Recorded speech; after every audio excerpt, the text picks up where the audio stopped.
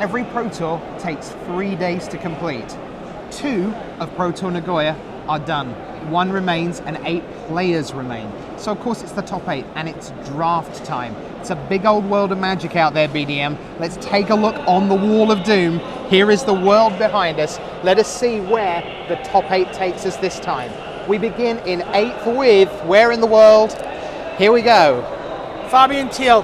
This story is spectacular. This is someone who has described himself as a casual Magic player, hangs out with Pro Tour winner Jan Moritz Merkel in Germany.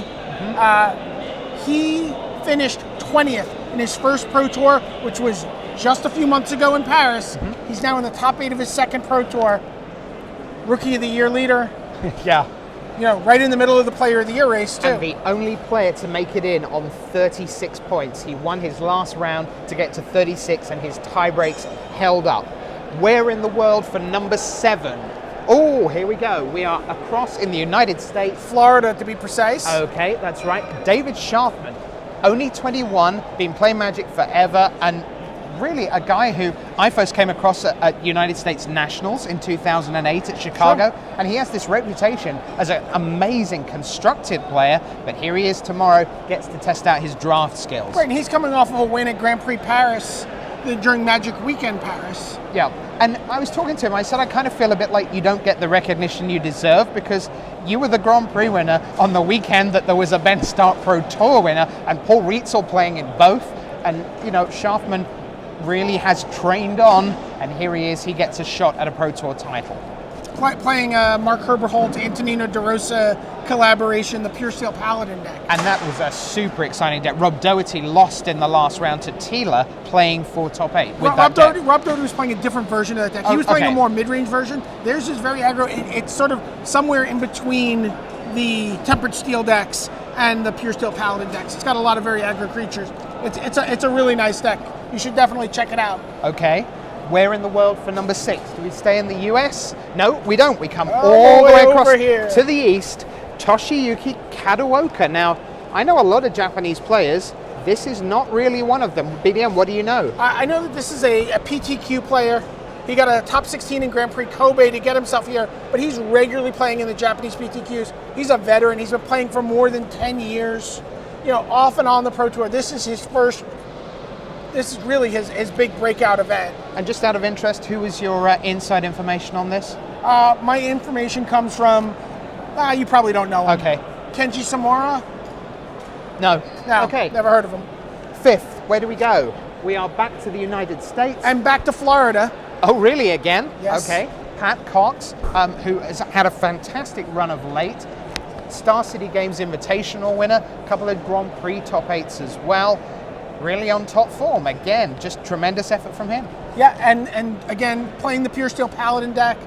That deck, going with 2 rounds left to play, that deck had a record of 31-14 in block constructed. It piled up a couple more wins down the stretch. Very, very powerful deck. Yep, birthday was on Friday. A couple of days later, a little late gift to himself, maybe $40,000. We'll have to see. On we go. Where in the world? It is Elie Pichon of France. France has not had a lot of great players of late. Fantastic Hall of Fame resume, of course.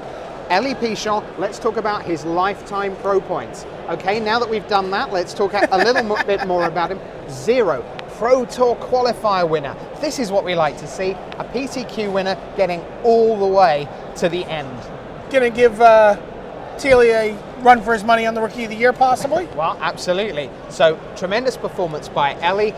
Playing Tempered Steel, the sort of belle of the ball this weekend. It was clearly the most dominant deck that we saw.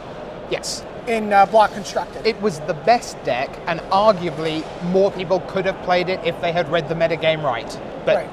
Who knows? Let's go up again. 3rd. Where? Back we go. Luis Scott-Vargas. Yeah, I do know a little. Do you know anything about him? I hear he's very good. Yeah.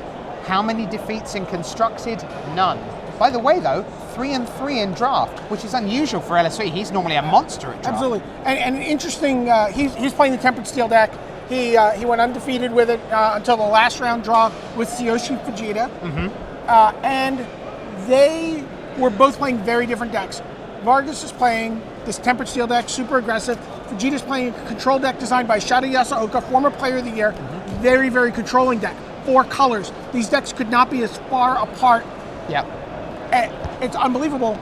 So there was a lot of excitement that maybe these decks were going to collide in the last round, and we'd see which deck comes out as the best deck. Luis Scott-Vargas is, at this very moment that this is being recorded, somewhere back there, under the lights of a Japanese television show, playing a match against Shada Yasuoka, the designer of the 4-color control deck, playing to see which is the best deck in Block Constructed. I mean, he doesn't have to get a good night's sleep, does he? No, and that's something else about LSV. He's playing in the Community Cup, and the reason you get there is because you care about the community. And it's not just about a California community or a Channel Fireball community, it's a global community. As you say, he should be off thinking about tomorrow instead. Of course I'll do that. And the round of applause with all the Japanese guys going, wow, LSV! The guy is loved around the world. And he's right. So he's going to go from here to the Community Cup, from the Community Cup to Kansas City. Yep. Pretty amazing week. And he was, again, of course, in Singapore and Providence before that. Yep. The world of Pro Magic. Number 2 in the standings. I think we stay in the United States. We do. It's Galdenis, Vidugiris, Madison, and now in your home city, New York, New York. Go lives in New York. He's a lawyer, living it up in the big city. Yep. He is, in my mind, watching him play over the last couple of years, in my mind, he is one of the best 20 or 25 Magic players in the world. Yeah, we've kind of been, in a way, waiting for him to announce himself on the world stage. He's won multiple Grand Prix, Denver, 2009, he came to Europe and has been around at top 8 of GPs, Tampa winner, and just hasn't quite got over the hump. But again, that sort of trademark that you see among the really great players, constantly finishing, near the top tables, in the money, top 24, top 16. That's right. You kind of start at top 32, don't you? And then just see how the chips fall. Sure. Unless you're Fabian Thiel, in which case you're just like, whatever. I'll go 20th, I'll go top 8. Yeah. All right. So that's Galdenis Vidugiris, the 2nd seed. Where is number 1? Where in the world?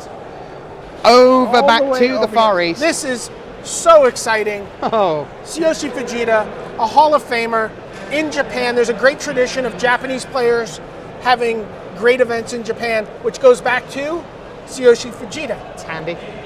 Who became the first Japanese player to make the top 8 of a Pro Tour. He also designed the deck that Masashiro Kuroda used to become the first Japanese player to win a Pro Tour. By the way, those were both block constructed events. Okay, but talking of formats, draft tomorrow, only one of our top 8 is undefeated in draft. Coming into the top 8, 6-0, that is your man, Tsuyoshi Fujita. Tsuyoshi Fujita playing in his 3rd and 4th drafts of Mirrodin block using New Phyrexia. He had done exactly 2 drafts prior to sitting down for the first draft on day 1. Clearly someone who needs a lot of practice. He definitely does. Well, so he can sort of have another go tomorrow, see what happens. So there it is. Let's take one more look. Here's your top 8. Around the world we go. All across the world, 2 from Japan, 2 from Europe, big 4 from the United States. That's the way the field stacks up for tomorrow for Pro Tour Nagoya. We hope you'll join us for the live webcast of the draft, the quarters, the semis, and the final. Can't wait. See you tomorrow, wherever you are around the world. Set your clock. For Pro Tour historian Brian David-Marshall, I'm Rich Hagon saying bye.